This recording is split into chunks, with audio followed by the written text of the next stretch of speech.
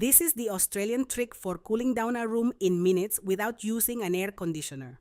First, fill a large plastic basin or container with cold water, then add a generous amount of ice. This step is optional, but it will help cool the air faster and keep the refreshing effect going for longer.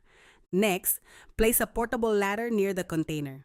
If you don't have a ladder, you can use a chair or any other sturdy object that allows you to hang a towel safely. Now take a towel and soak it completely in the water until it's fully saturated. Then wring it out so it's damp but no longer dripping excessively.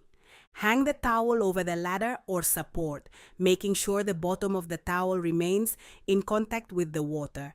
This allows it to continuously absorb moisture and stay damp.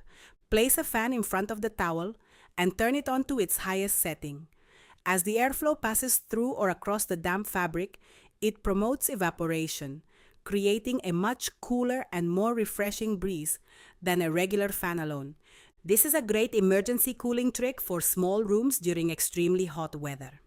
While it won't replace an air conditioner, it can help lower the perceived temperature and make the room feel much more comfortable for relaxing or sleeping. If you found this useful, save this video so you can try it whenever you need it.